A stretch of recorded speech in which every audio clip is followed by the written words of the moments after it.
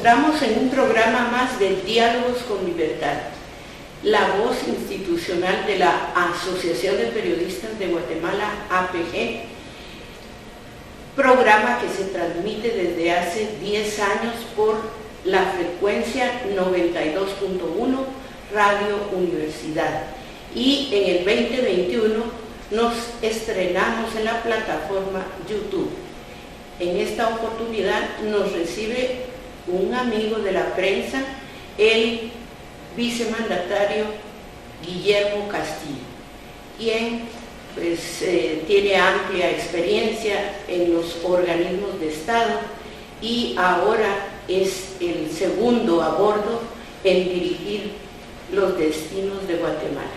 Muchísimas gracias, licenciado, por recibirnos. Muchas gracias, señor vicepresidente. A mí me da mucho gusto tenerles acá en su casa y muchas gracias por la oportunidad de compartir con ustedes y estamos muy a la orden. Muchas gracias, muy amable.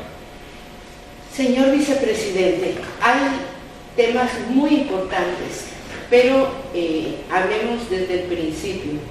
Cuando usted gana la elección junto con el doctor Yamatei, el cargo tan importante que los trajo a este lugar para dirigir los destinos de Guatemala.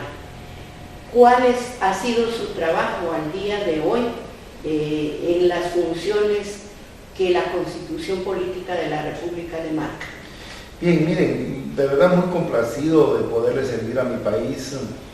Nos esforzamos mucho en campaña para poder estar en esta posición, así que como lo hemos dicho otras veces, no estamos acá para dar justificaciones, sino soluciones a los problemas que hay, y en eso, pues desde la vicepresidencia me he concentrado.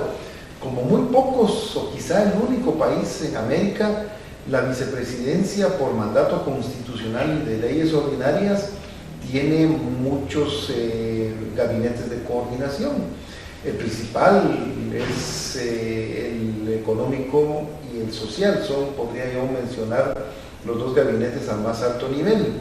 El gabinete económico está integrado pues, por todos los ministerios, presidente del Banco de Guatemala, superintendente de bancos, superintendente del SAT, contralor de cuentas, director de INGUAT y algunas otras instituciones invitadas.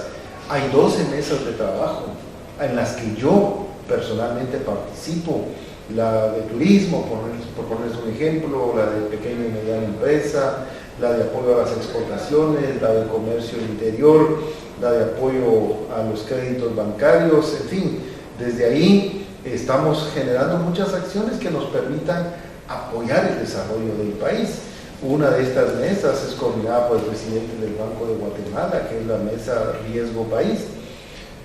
Para poder nosotros generar mejores condiciones y resolver problemas de pobreza es necesario mayor inversión extranjera directa, y eso es lo que ellos están realizando. En caso del gabinete social, miren, ahí son 8 mesas de trabajo: pueblos indígenas, adulto mayor, apoyo a evitar embarazos, porque es uno de los problemas que tenemos, especialmente entre menores de 10 y 14 años, que es una complicación. Y luego de eso, otras leyes ordinarias le han generado a la vicepresidencia la responsabilidad de coordinar determinados gabinetes, como por ejemplo CONAVED, que es extinción de dominio. Esto está integrado al más alto nivel, participa la fiscal general, la presidenta de la Corte Suprema, el procurador general de la Nación, el ministro de Gobernación, el ministro de Finanzas, la directora del Instituto de la Víctima. Es un consejo no delegable, ellos obligadamente deben estar y nos reunimos una vez al mes. Casos emblemáticos muchísimos que se han extinguido al crimen organizado, al narcotráfico, y pues el más reciente que ustedes tuvieron algún conocimiento de los 122 millones de quetzales que fueron encontrados en la Antigua. Esos 122 millones llevaron un proceso muy expedito porque pues nadie los reclamó. Se imagina quién iba a ir a decir: yo tenía en mi casa guardaditos 122 millones de quetzales. Ese dinero ya fue entregado a las 7 instituciones que son beneficiarias de los bienes extinguidos. En el caso del organismo judicial le tocaron alrededor de 32 millones de quetzales, al MP 30 millones, a la misma Senaved para su administración 18 millones, a la PGN más o menos 9 millones, en fin, así se distribuyeron los 132 millones. Tengo a mi cargo el tema de ciencia y tecnología también, en donde estamos trabajando mucho. Países desarrollados que ustedes conocen han apostado por la educación, por la ciencia, por la innovación, por la tecnología, y ahí hay un trabajo interesante que se está realizando. Todo lo que tiene que ver con delitos BET, violencia, explotación, trata de personas, está a mi cargo también a través de SBET. Estamos saliendo mucho al interior tratando de resolver esos problemas de violencia y especialmente de trata. La trata de personas es el segundo delito a nivel mundial más rentable para quienes se dedican a estos horrendos crímenes, y Guatemala no es la excepción. Somos un país de origen, tránsito y retorno de migrantes, y en ello se ven muchas de estas situaciones de personas que de pronto pues ya no pueden pasar una frontera a otra, o son traídos para temas de prostitución y otros más. También tenemos a nuestro cargo lo que es el Consejo de Apoyo a evitar el consumo de drogas y otros estupefacientes. Ahí en la CECATIR pues hay un equipo de gente trabajando con estos temas que nos ayudan y que podrían ustedes también en algún momento tener más información. AMSCLAE, lo tengo a mi cargo. AMSCLAE es la unidad que se encarga del problema del lago de Atitlán. Yo no manejo Amatitlán. Amatitlán es AMSA, eso lo ve el presidente con el gobernador de Guatemala, pero con AMSCLAE hemos estado haciendo grandes esfuerzos para tratar de salvar el lago.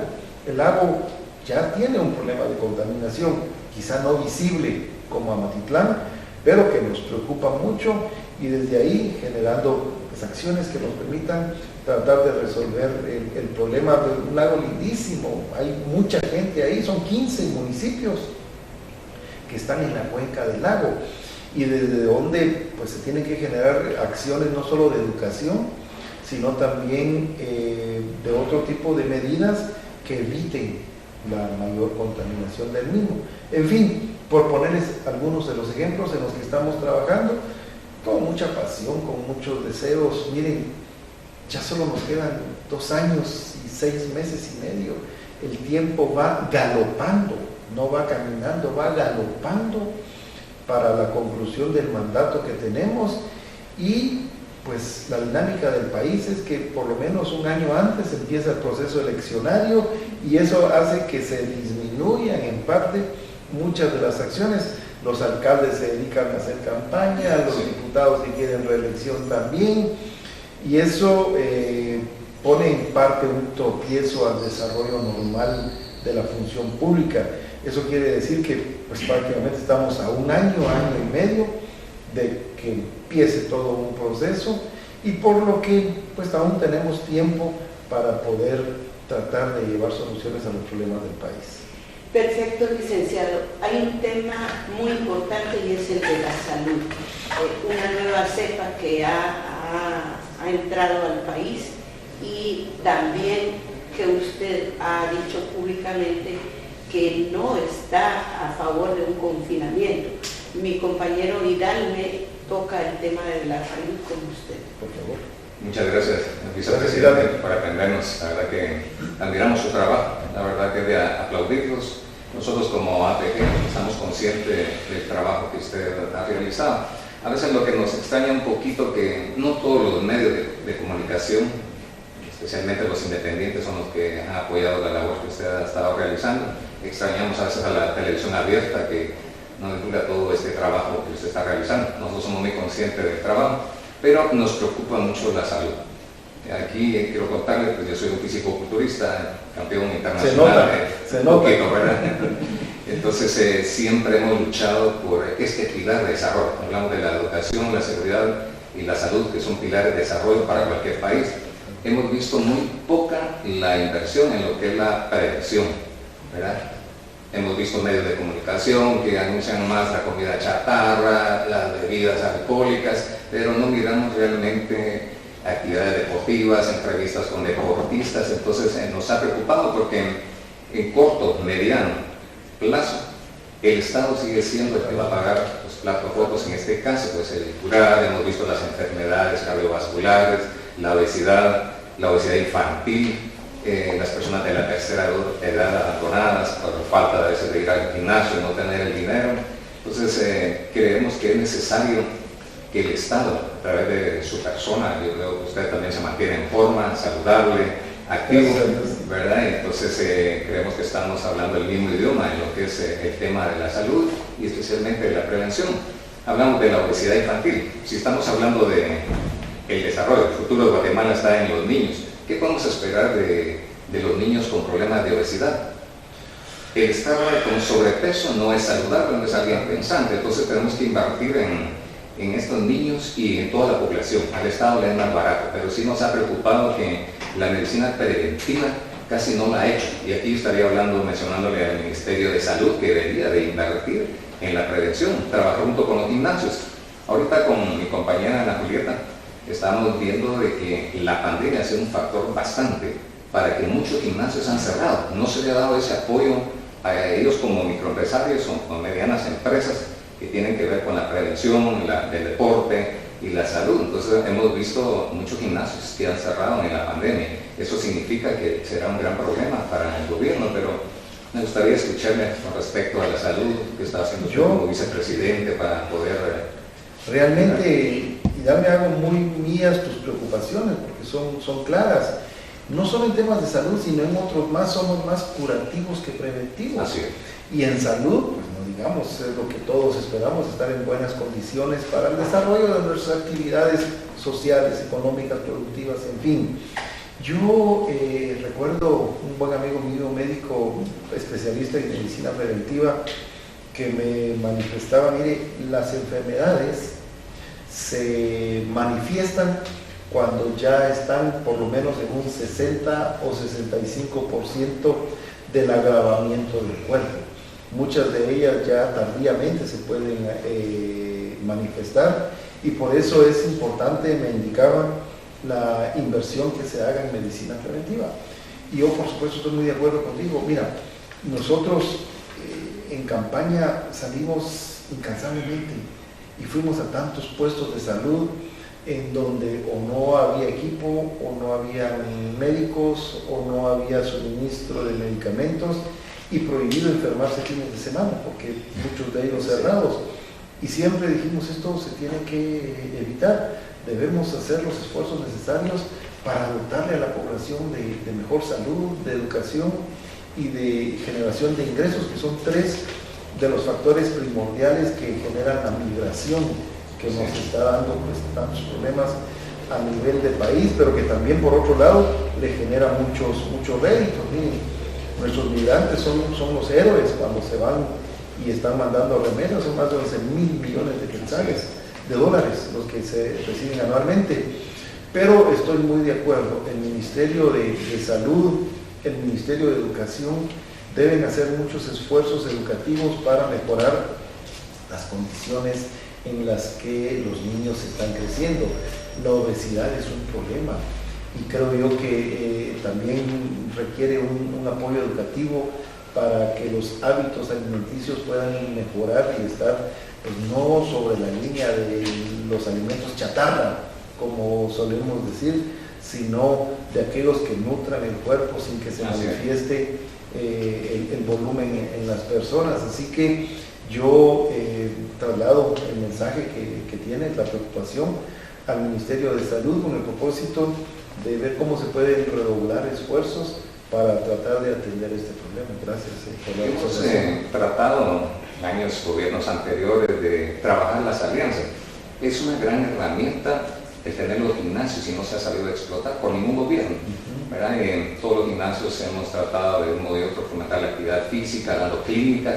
Hemos tratado estas alianzas con alcaldes, incluso la iniciativa privada, hacer una alianza público-privada, trabajar de la mano, no dejar solo a los gimnasios toda la carga de la prevención. Los espacios que puedan ser recreativos, yo veo en algunas áreas de la ciudad capital los esfuerzos que está haciendo la municipalidad y también algunos municipios en donde instalan en parques o en algunas áreas abiertas algún equipo básico para hacer cardio, para hacer determinados ejercicios y creo yo que hay que incentivar más eso, totalmente de acuerdo.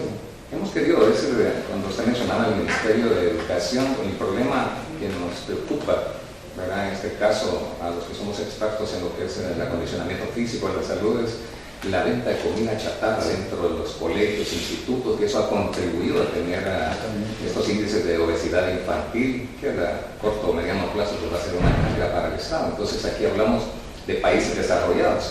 Es mejor invertir en la prevención que estar es un tema educativo. Creo yo que el Ministerio de Educación debe también hacer su parte en eso. Estoy muy de acuerdo. Señor vicepresidente, hay un tema muy importante y es que se anuncia que las personas que han cometido delitos contra el Estado, contra la población, muy pronto van a salir ya a la calle, libres, como que no hubieran cometido ningún delito. También el tema de la FESI que usted respalda y nos ha dado al principio de la entrevista lo efectivo que ha sido esa fiscalía y la preocupación en el tema del sector justicia, la persecución a 7 jueces que están haciendo su trabajo en favor de la justicia. ¿Qué se puede hacer al respecto?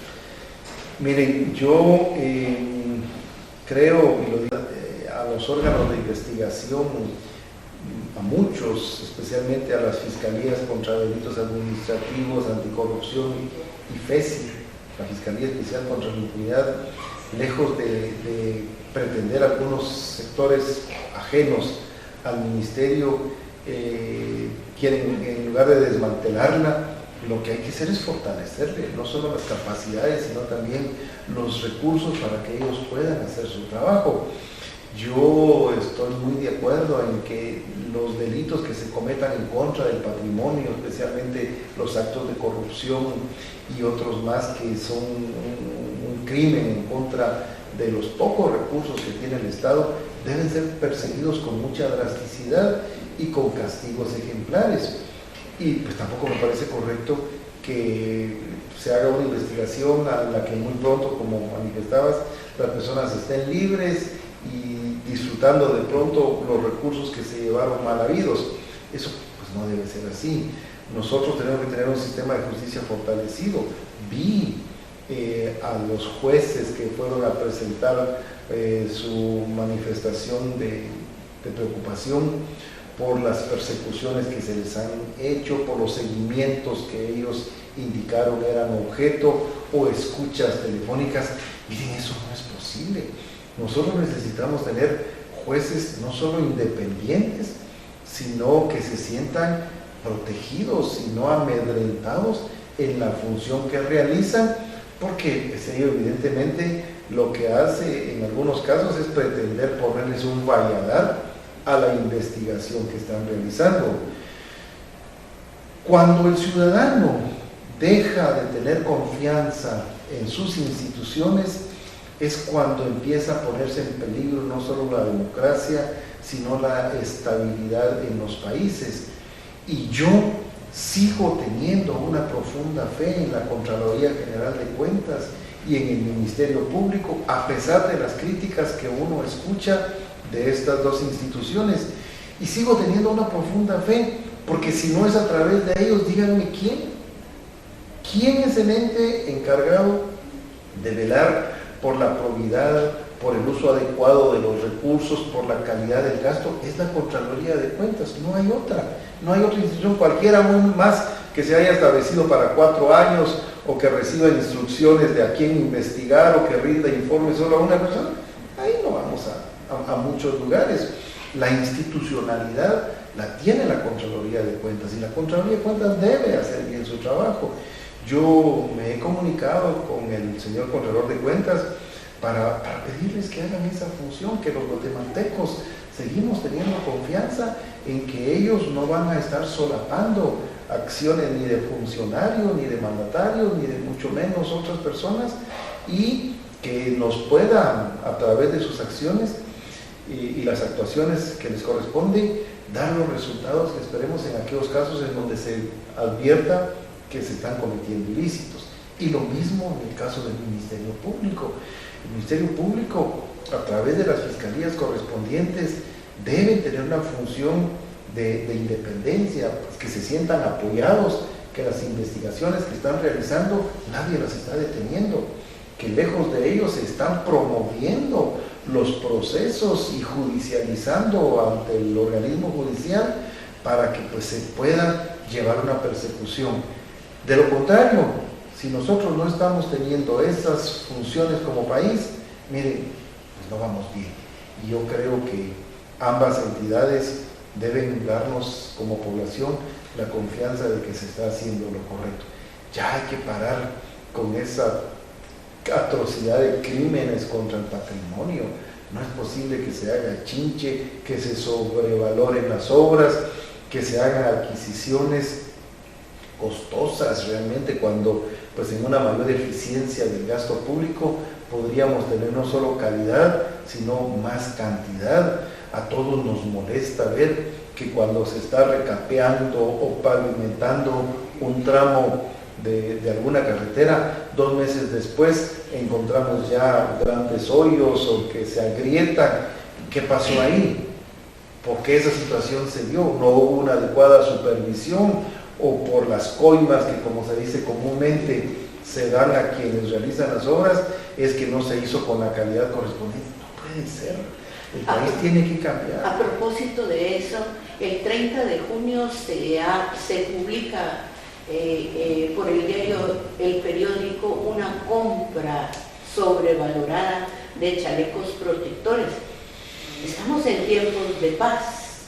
¿Qué opinión tiene al respecto? Pues miren, yo creo que tiene que justificar el Ministerio la necesidad de esas adquisiciones, pero aquí volvemos a la función que le corresponde a la Contraloría de Cuentas, de advertir primero que haya una calidad del gasto, que haya sido una necesidad, una prioridad, y ante todo, pues que se haya realizado con transparencia. Eso es lo que yo creo realmente que se necesita.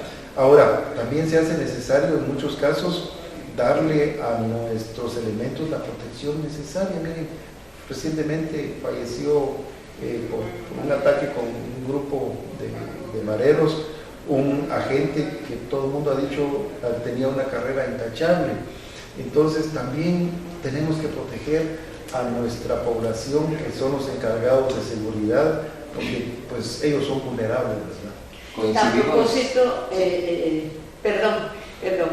saliendo de ese tema, y sabemos que su agenda también está apretada, y ha dado seguimiento a un tema que a la Asociación de Periodistas de Guatemala, APG, le interesa, como rectora del periodismo en Guatemala, 74 años de vigencia, de donde se originaron la Cámara Guatemalteca de Periodismo, el Círculo Nacional de Prensa y otras entidades. ¿Es el programa? Sí, licenciado Castillo, la verdad es que nos preocupa a nosotros como APG, como una de las máximas autoridades en lo que es el periodismo de 1947. La APG pues, ha estado vigilante y en este tiempo estos gobiernos atrás han quedado en deuda con nosotros, ¿verdad? En el 2012 Guatemala se comprometió en Ginebra, Suiza, de instalar un programa de protección a periodistas. Según estadísticas de la APG, el año pasado nosotros tuvimos 149 ataques a periodistas, comunicadores sociales, medios de comunicación, y vemos que las garantías constitucionales en este caso se han vulnerado. Ejercer esta profesión tan bonita como es el periodismo ya es un riesgo. Ya no se puede salir solo o dos, porque o hay un ataque de un gobernador, un alcalde, algún guardaespaldas de alguno de ellos, agreden a nuestros periodistas y comunicadores sociales. El año pasado tuvimos una reunión con el señor presidente Yamatei, acá en la Casa Presidencial, y tocamos el tema de esta instalación, pues ha estado comprometido Guatemala desde el 2012. Sería excelente para nosotros en Guatemala tener una instalación de este programa de protección a periodistas. La APG, a través de Iliana Lamía, tal vez usted recuerda, ella falleció en el 2008, a un mes y fracción de tomar posesión, falleció. Ella fue una de las ponentes de este programa de instalación. Entonces nos preocupa la situación que estamos viviendo, porque ya no se puede hablar con esa libertad. Se está violando la libertad de expresión, la libertad de prensa. ¿Cree usted que a través de su persona, a través de la vicepresidencia, pudiéramos dialogar con todas estas instituciones que mencionaba mi compañera Ana Julieta, de reunirnos y poder buscarle cómo asentar este programa? Pues en gran parte se está violando a una buena democracia a través de la libertad de expresión y todo. Yo lo veo muy necesario y muy importante, y lo que esté en mis manos para poder hacer esos acercamientos. De hecho, pues nosotros con ellos tenemos una muy buena comunicación, y estoy muy de acuerdo en el tema de poner mordazas a la libertad de las acciones y la divulgación de la información, de las investigaciones periodísticas que se realizan. Pues no es bueno para un país, no ayuda. Y miren, por eso fue que, estando yo en funciones de presidente, solicité al relator de Naciones Unidas para la independencia de las funciones que ustedes realizan, periodistas, editorialistas, poder venir a Guatemala, pues hacer una verificación de lo que está ocurriendo e indagar un poquito más qué ocurrió con los casos que mencionas del año pasado, que pues yo estoy enterado de algunos de ellos, y ver qué recomendaciones nos pueden dar como Estado. Creo que se está tratando de promover una iniciativa que permita este tipo de garantías a las funciones que ustedes realizan, y me parece lo más justo del mundo. Así que voy a ver cómo está el estatus de la propuesta de esta iniciativa que se quiere presentar al Congreso, si está recabándose todavía algún tipo de dictamen, y luego de ellos, si ustedes me dicen pues con quiénes tener algunos acercamientos, pues con muchísimo gusto lo que esté en nuestras manos. ¿Quién coordina COPADE? COPADE es un director ejecutivo de la comisión que se quedó ahora encargada de las tres instituciones que habían antes, la COPREDE, se recuerda, la SAA y CEPAS. Ahora pues está una persona encargada en ello. Sé que hubo algunas complicaciones, nos lo manifestaron para el arranque de las funciones que les corresponden, pero en eso están, y el deber nuestro.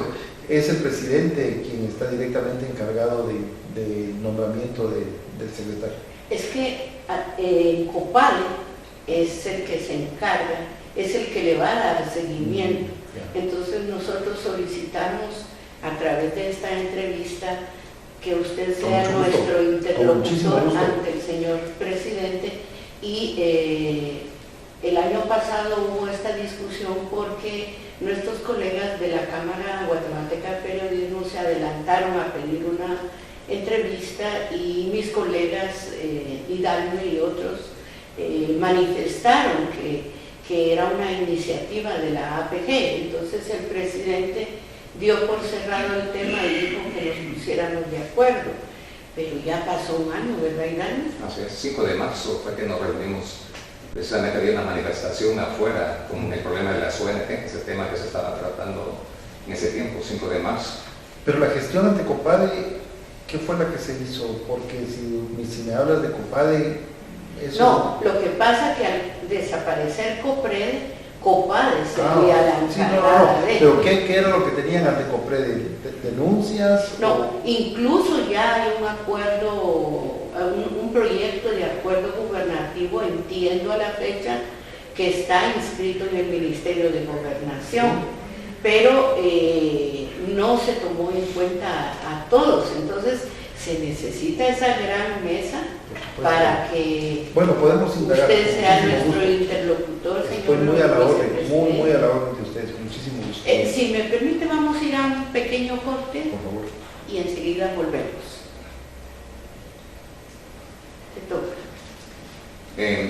Licenciado Castillo, nosotros en el gobierno anterior tuvimos 2 reuniones con el vicepresidente Afet Cabrera. Su servidor, pues gracias a Emilio, gracias de contar a la Cámara, porque fue algo difícil para nosotros como medio para tener cámaras, pero tenemos las evidencias donde se las vamos a hacer llegar estas 2 reuniones. Estuvo la UNESCO en la Cámara de Periodismo, Cronistas Deportivos de Guatemala, y la APG como ponente de este programa, para que usted se entere cómo está la situación. Entonces sí, la verdad nos preocupa, porque en una buena democracia está la libre expresión, que hemos visto que ha sido atacada en esto, la libertad de prensa. Hemos tenido compañeros que en una transmisión de un partido de fútbol en Guastatoya fue agredido el vicepresidente cronista deportivo por miembros de la seguridad. Entonces sí quisiéramos darle ese seguimiento. Yo creo que sería algo bonito para Guatemala, quizás en Latinoamérica sería uno de los países que estaríamos contando con esta instalación, este programa de protección a periodistas a través de su persona. Le damos seguimiento y platicamos con ustedes para ver cuál es el estatus. Por aparte, señor vicepresidente, el tema del municipalismo, tan importante el gobierno local para que un país camine, pero tan importante que el Ministerio de Comunicaciones tenga una infraestructura excelente para el desarrollo del país. ¿Qué se está haciendo?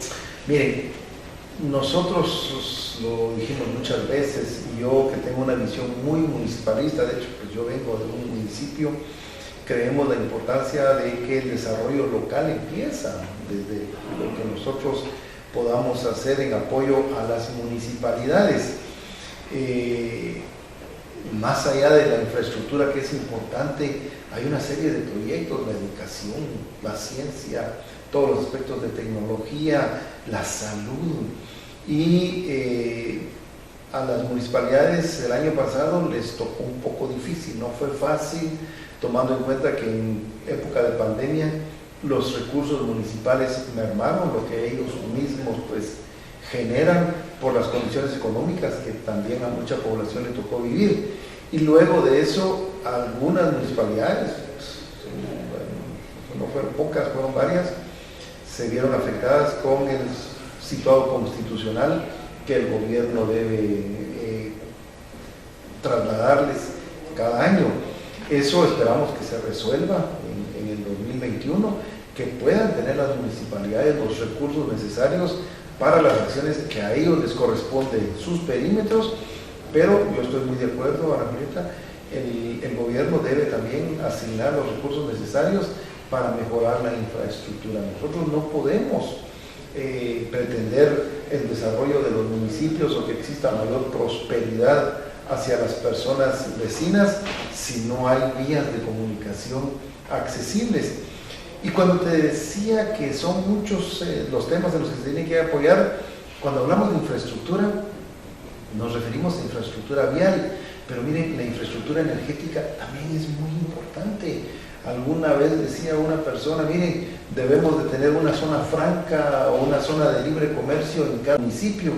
¿Cómo pretender tener esa posibilidad si cuando tú te vas a San Juan Chamelco, a Chajul o a cualquiera de esos lugares, te das cuenta que no hay la potencia necesaria para que una empresa de manufactura pueda irse a instalar? Y luego la infraestructura vial, trasladar productos de allá, si es para exportación a puertos, no es fácil. Así que yo estoy totalmente de acuerdo.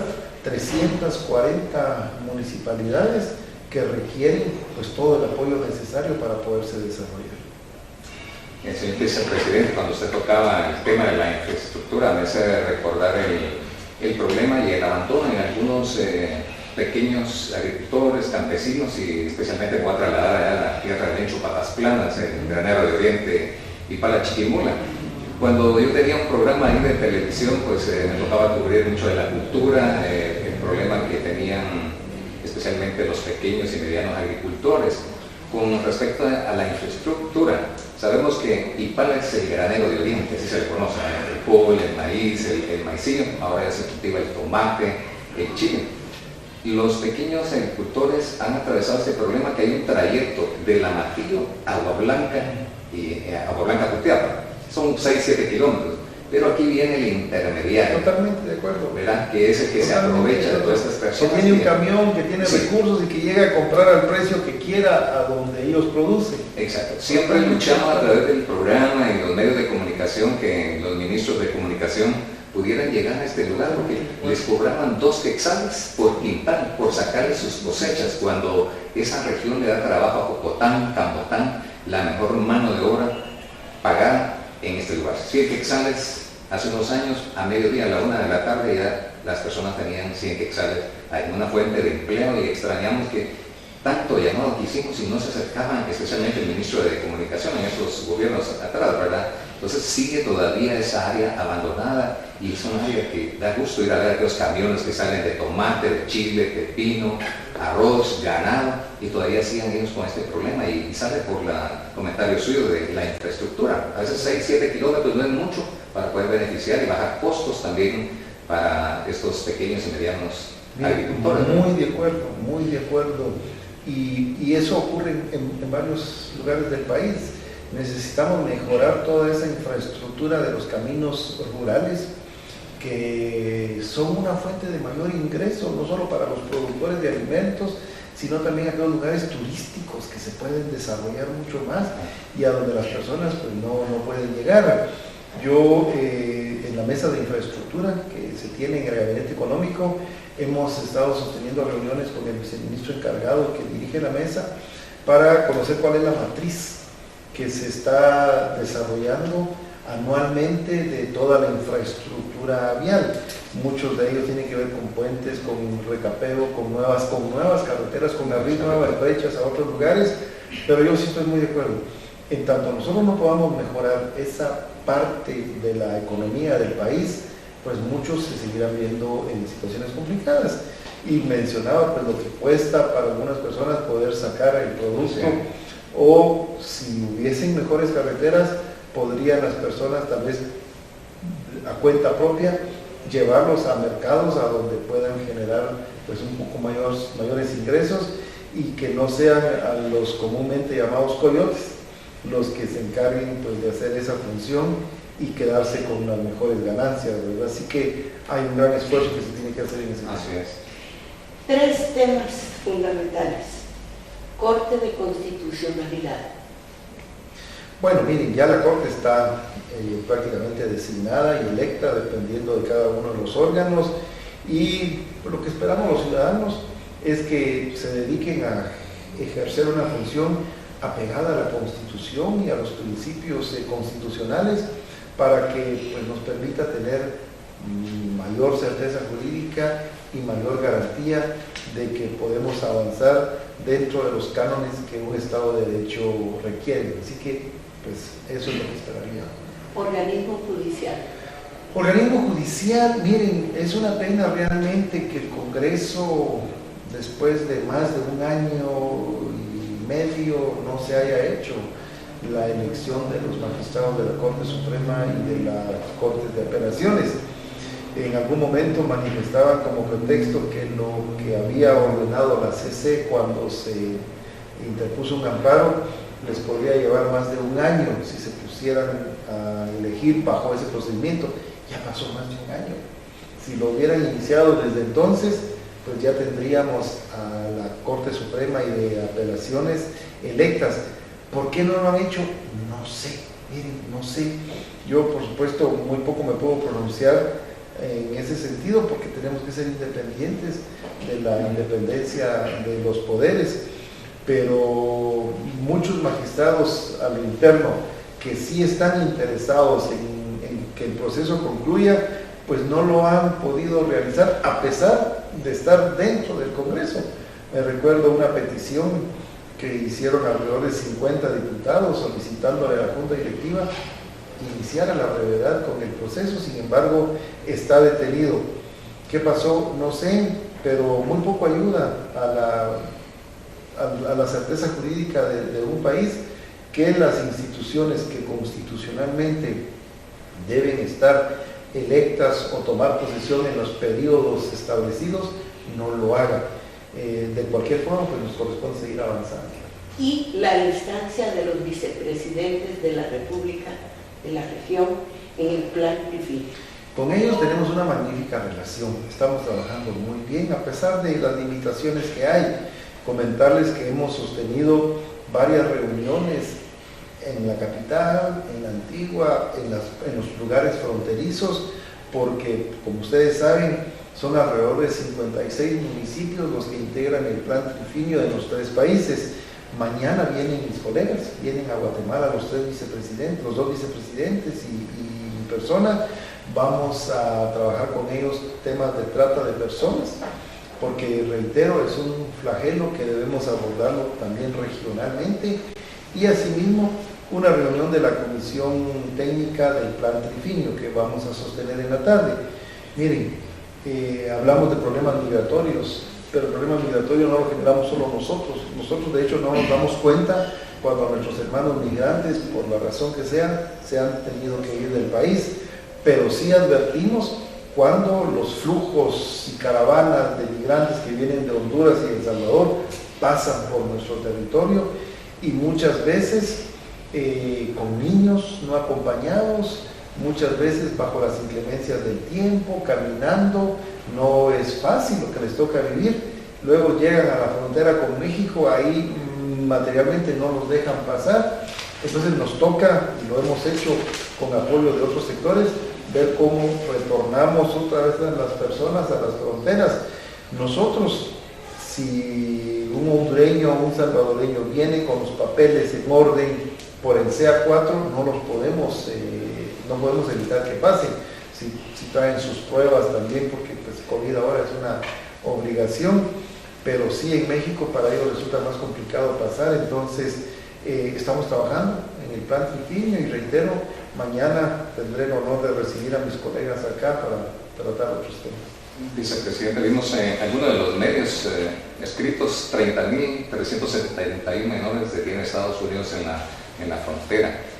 Hay unas estadísticas donde han reportado un gran número de niños que no van acompañados con un adulto, un familiar.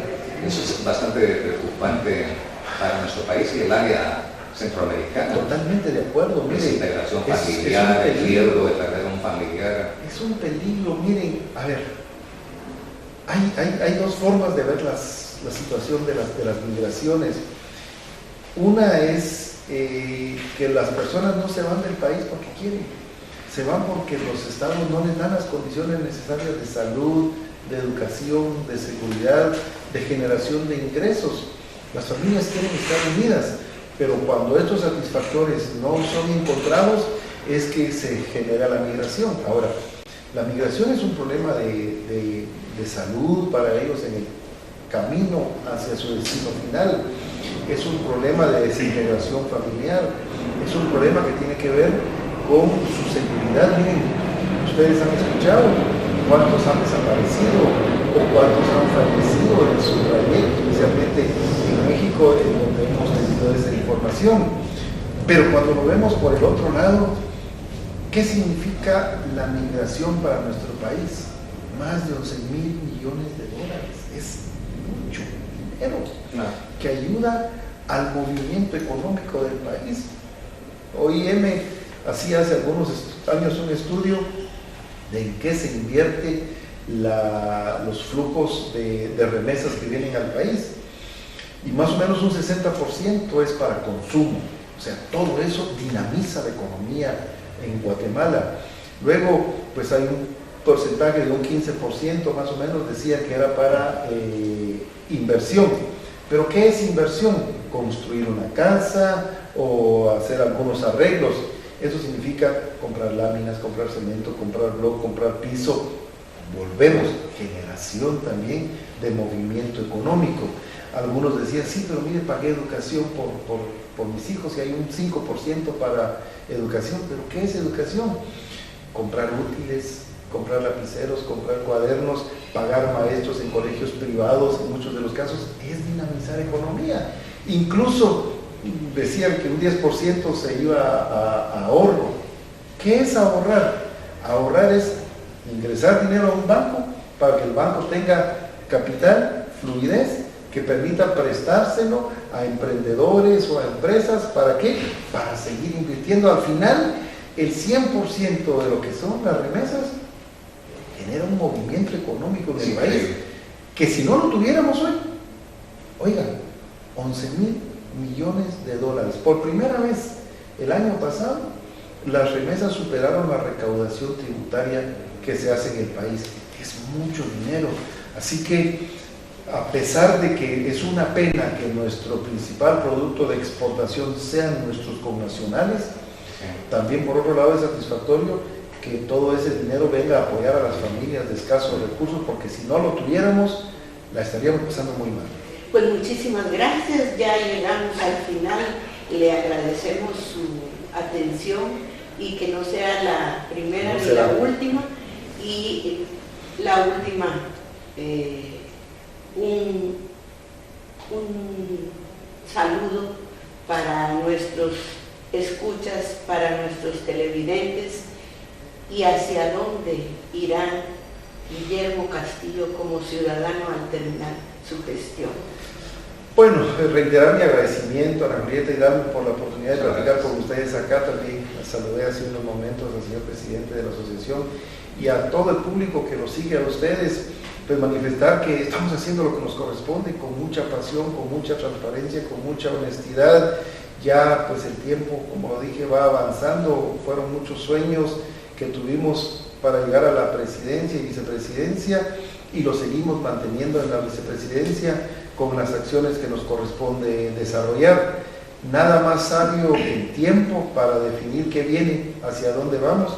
Lo que sí pues les puedo manifestar es que mis aspiraciones personales no terminan en la vicepresidencia. Yo tengo muchos planes a futuro, ya los conocerán, y pues nos seguiremos esforzando para que pues todo pueda salir con la ayuda de Dios. Este es un gran país, lo hemos dicho muchísimas veces, lleno de gente formidable que pues está dedicada todos los días a que las cosas puedan avanzar. Algunos ejemplos no son tan formidables de personas que uno ve por ahí, pero afortunadamente en la mayoría de los casos todos queremos salir adelante. Así que pues ánimo con todo y que Dios nos siga bendiciendo.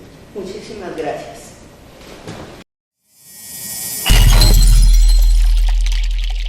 Bienvenidos a una edición más de Diálogos con Libertad. Soy Richard Shaw, les doy la más cordial bienvenida a esta plataforma de difusión del pensamiento de la Asociación de Periodistas de Guatemala. Hoy nos acompaña en el programa el periodista Miguel Ángel Albizurezo. Miguel Ángel, muy buenas, tenemos un muy buen día. Buenas tardes, Richard. Estamos preocupados por las recientes agresiones a los periodistas.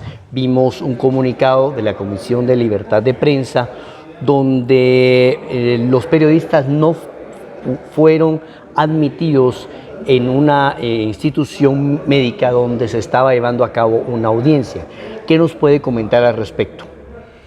Bueno, que es inconcebible que un hecho de estos ocurra en un hospital como el Centro Médico Militar, donde no se permitió el ingreso de los periodistas. Lo peor de todo es las interrogaciones que se hacen muchas veces, el pedirle los papeles a los periodistas prácticamente y posteriormente no dejarlos ingresar. Creo que hay un desconocimiento fatalmente del artículo 35 de la Constitución de la República, que tiene que ver con todo lo que es la libre emisión del pensamiento, ¿verdad? Y de convenios y normas internacionales que garantizan el ejercicio periodístico. Pero no se trata, digamos, solo de esta institución que ha prohibido, sino hay otras instituciones que también han cerrado el paso a los periodistas. Creemos que hay una actitud central también del gobierno central, que su comportamiento ha sido en muchos casos negar información. Y esto repercute también a niveles más bajos. Si el presidente lo hace, ¿por qué no lo hacemos nosotros? ¿Verdad? Entonces, si el comportamiento del presidente fuera otro, de puertas abiertas con la prensa, de realmente respetar el derecho de los periodistas a opinar, a investigar, a publicar lo que consideran necesario del qué hacer del gobierno, creo que si ese respeto viniera de arriba hacia abajo, otra cosa sería, porque creo que algunos funcionarios no se atreverían a negar el derecho a la información. Miguel Ángel, vemos con preocupación cómo otros países del área centroamericana también están siendo afectados por violaciones a la libre emisión del pensamiento, casos como Honduras, la confrontación constante del presidente Nayib Bukele con algunos medios que él califica como oposición, y recientemente el encarcelamiento de varios periodistas y opositores en Nicaragua. ¿Cuál es su comentario al respecto? Creo que es una enfermedad latinoamericana de quienes llegan al poder, ¿verdad? No Hoy sí la mató usted, Centroamérica. enfermedad latinoamericana, ¿va? No es ideológica, ¿no? Esto es una cuestión de poder. De poder, media vez llegan al poder, entonces se sienten libres de hacer lo que ellos quieran. Entonces la agresión es a los periodistas o el coartar el derecho a la libre expresión que se ha dado en El Salvador o que se ha dado en Honduras y que está ocurriendo incluso en Nicaragua, ¿verdad? Y en otros países, es algo que nosotros lamentamos, puesto que da la impresión que en Guatemala dicen, bueno, si aquellos lo hacen, ¿por qué no lo hacemos nosotros, verdad? Es como una copia del qué hacer de que se dio. Y quizás no viene al caso el tema, pero cuando se dieron las desapariciones y las muertes en Argentina, después en Chile, Guatemala copió el modelo, ¿verdad? Y lo implementó también en la década de los 70, donde los periodistas sufrieron una gran parte de la agresión. Una persecución y muerte, pues hay muchos compañeros. Claro, yo Mario sé. Solórzano Popa, por ejemplo. Y entre otros, y yo pues tengo que recordar en esos momentos una desaparición que a mí me afectó personalmente, que fue la de la señora Gloria Martel, esposa de Didier Martel. Sí. Y para mí era muy joven el periodismo y de pronto el director, jefe de redacción, Jorge López Selva, del Gráfico, me pide que haga el suplemento turismo, ¿no? Me recuerdo de eso, porque la compañera no podía hacerlo. Yo estaba muy metido en mis cosas, no me percaté. A la siguiente semana me vuelven a hacer la asignación. A la tercera semana, yo cargado de trabajo, pregunté, bueno, ¿qué pasa? No, tenés que seguirlo haciendo, pero desgraciadamente me enfermé. Y el suplemento no salió, fíjese. Cuando recibí mi respectiva reprimenda por el director de esa época, don Jorge Carpio, ¿verdad? Me asignaron definitivamente el suplemento. Yo pregunté por qué. Y entonces el silencio en la sala de redacción fue sepulcral. Y un compañero, Ricardo Batica Trejo, me comentó, Me acuerdo de él. es que ella ya no va a regresar, ni ella ni su esposo. Ahí entendí que obviamente sus ideas progresistas, revolucionarias, la habían llevado a un mal destino. Así que eso es importante. Ahora, Miguel Ángel, hay un tema que está sobre la mesa, el tema de los famosos influencers, ¿verdad? Y de las personas que utilizan las redes sociales para opinar y para hacer valer su opinión. Obviamente están amparadas por el artículo 35 de libre emisión de pensamiento, pero deben tener el mismo tratamiento que un periodista, ¿o no? Bueno, es difícil verlo así fácilmente, ¿no? Si deben de tener el mismo tratamiento, porque una cosa son las redes, digamos, y otros los que están atrás de las redes, ¿verdad? En determinado momento en que las utilizan más que todo para agredir, ¿verdad? Para descalificar, para deslegitimar, para señalar a determinadas personas o en todo caso a periodistas, como también se operadores de justicia. Operadores de justicia, por ejemplo, ¿verdad? Sí, es que todo lo que se ha dado. Entonces,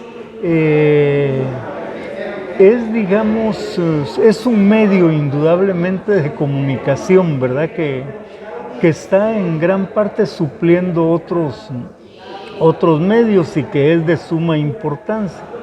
El problema es cómo lo están utilizando, si es para construir o si es para destruir, si es para avanzar en un proceso democrático o si es para paralizarlo, es para que otros puedan opinar libremente sobre la situación del país o es para callarlos, amenazarlos y todo.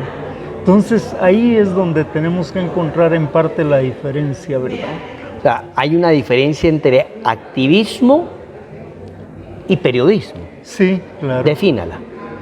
Bueno, indudablemente de que el periodismo en sí tiene que ver con la investigación, ¿verdad? De los hechos que ocurren o han ocurrido antes en el país. Y es un ejercicio, podríamos decir, profesional y también empírico. Es decir, hay muchos periodistas que no son profesionales, pero mis respetos también con lo que ellos hacen, ¿no? O investigan o denuncian en determinado momento. Entonces lo otro no se puede ver como tal, ¿verdad? Es decir, el periodismo pasa por yo diría por una etapa, ¿verdad? No solo de formación, de práctica, ¿verdad? De investigación, sino también de conciencia sobre lo que hace, ¿verdad? De conciencia en la manera en que se presenta la información. Fíjate, le hago esas preguntas porque, por ejemplo, usted es un periodista de muchos años, pero que está ahora está ubicado en el periodismo de opinión como columnista. Sí. Y usted ahí emite su opinión. Claro. ¿Verdad? Entonces es su responsabilidad, claro. No es que usted esté haciendo un reportaje periodístico, sino que está haciendo uso de su derecho de la libre emisión de su pensamiento. O sea, el periodismo de opinión también funciona, ¿no? Pero una vez yo le hacía esa pregunta a uno de mis catedráticos allá en la universidad, ¿verdad? Y él me decía que el periodista es aquel que tiene como forma de vida el periodismo. Los otros practican periodismo, mas no viven del periodismo. Es una situación aquí. Es vocación. Hay muchas vocaciones, porque yo les voy a decir algo, amigos radioescuchas y televidentes. Hay excelentes periodistas que no pasaron por las aulas universitarias de ciencias de la comunicación, que tal vez son abogados, que tal vez son doctores, pero que ejercen con profesionalismo su capacidad. Eso es el periodismo especializado. Claro. En su caso, por ejemplo, usted tiene una historia de vida muy ligada al sindicalismo. Cuando usted habla de sindicalismo, usted tiene todo un bagaje de esto. Y sobre ese tema yo le quería preguntar, aquí aprovechando que estamos en las cámaras de Diálogo con Libertad, ¿qué opina usted de la colegiación de periodistas y qué opina usted de la creación de un sindicato de periodistas? Bueno, la colegiación es algo que se viene mencionando desde hace muchos años, ¿verdad? Y creo que hay bastante oposición en el mismo gremio. O sea, hay muchos que no consideran la colegiación por el tipo de cuotas y todo que esto... Pero podría tener beneficios. Puede tener beneficios, indudablemente, pero primero, como la situación del periodismo en Guatemala es bastante crítica, sí, económicamente... los medios no apoyarían eso. Sí, entonces hay mucha oposición. El sindicato se formó, el sindicato en sindicato en los medios de comunicación social desde hace mucho tiempo. Finales de la década de los 70 lo estuvimos formando con Byron Barrera Ortiz, que creo que fue el secretario general. Se tuvieron serios problemas en una protesta cuando a él lo agarraron preso, sí. y todos los periodistas querían subirse a lo que era el Pájaro Azul en ese bus, sí. Donde se los llevaban, ¿verdad? Y entonces ya no se llevaron a ninguno, lo estaba llenando de periodistas por protesta que estaban haciendo. El sindicato se desarrolló en cierta forma, pero también se quedó por un lado. No hubo un seguimiento. Yo creo que el sindicalismo hace falta, ¿no? Hace falta porque la situación económica social de los periodistas es mala y debería de irse buscando. Ahorita está lo que se llama, que se quiere lograr el programa de protección a periodistas. Protección a los periodistas. Pero esa parte, un sindicato nacional de periodistas que logra la firma de un pacto colectivo de condiciones de trabajo a nivel general, ¿verdad? Que creo que si no hay abuso, porque puede haber abuso, ¿verdad? Y puede destruir también una empresa pequeña que no tiene la capacidad económica, digamos, para las peticiones que se hagan. Entonces tiene que ser un ente muy responsable, pero necesario sí es, ¿verdad? Porque es una forma de poder... De regular y proteger al periodista. Exacto, y de poder discutir, dialogar directamente con la parte empresarial sobre esas condiciones. Hacerlo abierta y legalmente, ¿verdad? Bueno, muchas gracias Miguel Ángel por participar en este programa de Diálogos con Libertad. Le agradecemos su participación y gracias esperamos a tener ustedes aquí también por el espacio.